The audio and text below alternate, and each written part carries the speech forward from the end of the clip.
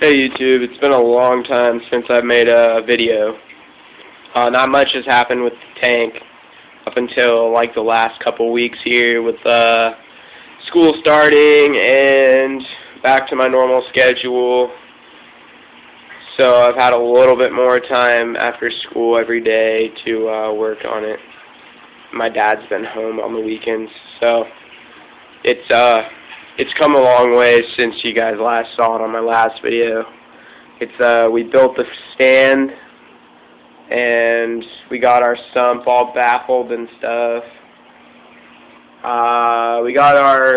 We changed a couple things around. Mainly the input back into the tank. And I don't know, it's kind of a different idea. I mean, my dad came up with it. Basically we copied a spray bar, but we wanted it to spread equally throughout the tank and create a little bit more flow, not too much flow, but more flow throughout the tank. So if you can see that, the pipe goes all the way from here out of our 3 pumps, or 2 pumps, all the way out to the end here, and then it's capped off. And you can see it. It's not that bad if you're looking at it from the side. I mean, you can't see it, and it's what's inside the tank that really matters, so you won't be able to see that when you're looking at it from down here, really.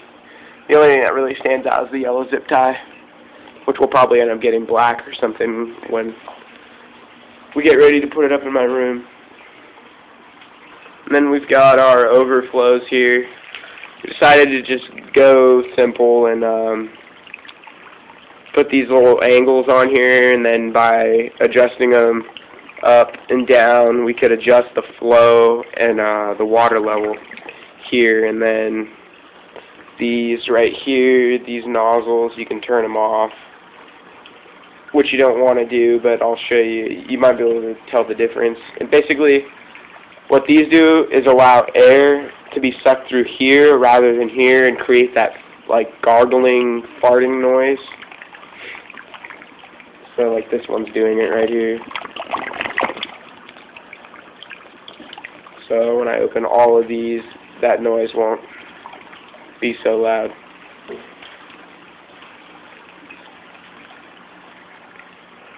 So from here, comes down underneath our table, and it's all hooked up, screwed into the bottom side of the table. Comes down into our first chamber. The first chamber in this tank will be where all the live rock, macroalgae, snails, and birds, everything that's going to basically be my filter will be in this first chamber. And then these pipes will be cut short right here. I know they're producing a lot of bubbles, but a lot of those bubbles don't make it back into the tank, which is a good thing. So they'll be cut to like about the water line, so they're not sticking so far down like that. Then it'll flow out. It flows out right here down into my second chamber, which is, I think, approximately 9 inches, 8 inches. For most protein skimmers, you need about 9 inches of water to run them in. No more than 10, no little than 8. So we built ours to run right in between there. From here, it overflows into our bubble trap, and then goes down and under. See all the bubbles trapped in here? I don't know if you can see those. Or they'd be right here, sorry. There's all the bubbles floating around.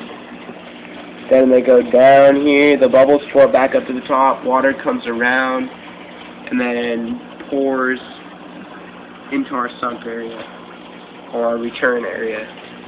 And we've got our 2 pumps.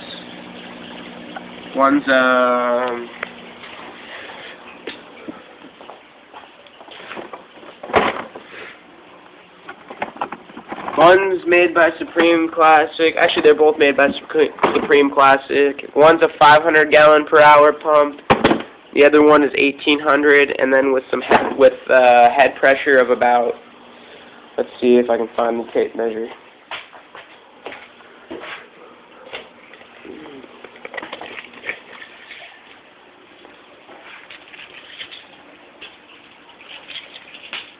So head pressure is at about 4 feet, right up here. So I remember looking, it's about, I think it's 300 gallons. I think that's a loss of like 300 gallons or something. I'd have to look it up. But you're going to lose gallons per hour with the head pressure. It might even be more. I think 600 maybe.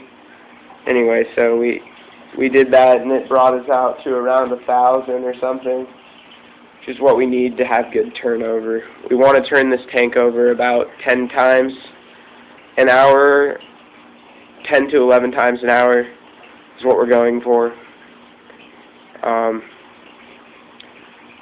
Yeah, so then from the pumps, we ended up having to change this design around too. We were just going to do flexible hosing all the way up through the table, but the flexible hosing kinks. So we did just a little straight piece of flexible hosing, comes up into our baffle or our manifold system, and the other one actually goes to its own.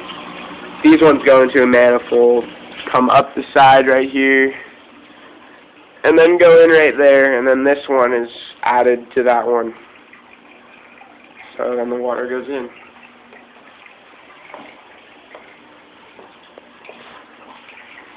We are pretty close to being finished with this tank, and I'm getting really antsy. I want to get something in it. I want to get it in my room. Can't wait. But I am really excited right now because I just got something in the mail that I've been waiting for a couple of days. And this is one of the additions to this tank. Something we're going to need for my 20-gallon so I don't have to go to the store so much and buy salt. And this tank, we're definitely going to need it because we're going to be doing all our water changes on our own to save money over the long run. So I went to guyz.biz. I watched this, there's a YouTuber on YouTube. His name is,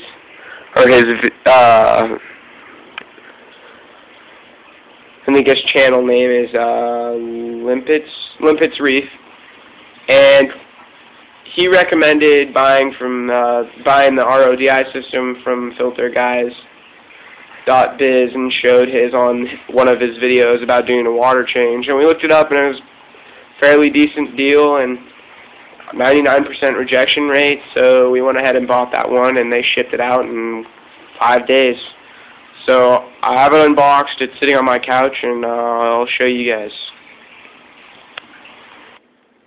Okay, so this is the RODI system. It is 75 gallons per day, 5-stage ocean reef RODI system, single DI, and it was $199. So this is the RO system right here. This is your first chamber, the water in. Then it goes into your second chamber, then the third chamber, and then this is your membrane system. This is what rejects the water. It sends water to, see, there's 2 connections coming out right here. So I think the blue one goes to your DI resin right here, and the black one says wastewater. So this is what goes to your wastewater bucket. And then from here, it comes out of here, and then you can store the fresh water in a bucket or a tank, or a 55-gallon drum, or whatever you want. And this kit was pretty neat. It didn't come with a float valve, so we're going to have to buy that, but it did come with a dual TDS meter, and that stands for total dissolved sediments. So what it does is measures the total dissolved sediments coming in, which are like the metals and chlorine and chloramine and all that stuff. And then you switch it over to out, and you can measure what's coming out. And it should say around I think it's 0.000 or 0.001 ppm is what you want. So that would be the 99% rejection rate. And then it gave me pressure testing kit to test my water pressure. My dad, we have like city water lines, so my dad seems to think that we're fine on water pressure, but we'll see when we hook it up. This one requires, I think, 70 psi of water pressure or 60 psi. So if we don't have that, we're going to end up having to get a booster pump, which is a lot of money, but I bet we'll get away with using our water, because the city's water is really high pressure coming in. We actually have a thing on our house that reduces the pressure, so hopefully it works out. And then we got a self-tapping connection for copper pipe. You just tighten it down, it taps into your copper pipes, and that's how you connect the RO unit to your water, which is this yellow line right here. That's where the water comes in. So yeah, that's the new RODI system. Can't wait to set it up when my dad comes home and get it running, get a couple buckets of fresh water so I can do my first top off on my 20-gallon tank without having to go to the store. Be awesome. Yep. So this is Filter Guyz. Filter Guyz, their website is thefilterguyz.biz. They sell all kinds of accessories and extra add-ons. You can get dual membrane kits, which means twice or less wastewater, more clean water.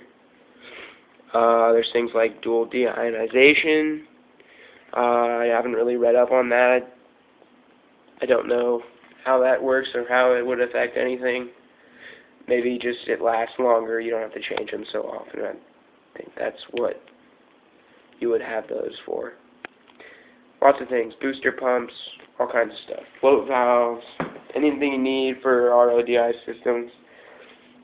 I think just their RODI systems. I'm not sure if you could use the float valves and everything, but they have lots of stuff on their website, so you guys should check them out.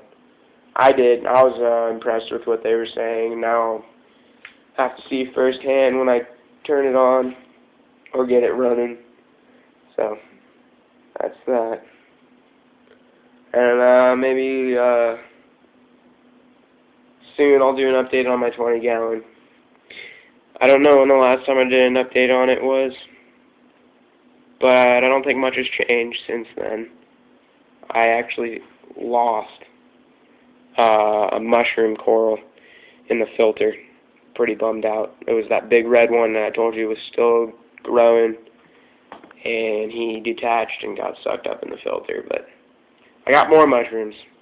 I think those are the only two things that have changed, so I'll have to let you guys see that. Anyway, thanks for watching, and subscribe, comment, questions, I'll answer them. I still check my account every once in a while now. Not as many people comment on my videos, so I don't really have a reason to check every other day. So just leave something below, and I'll get back to you if you have any questions. Thanks, guys.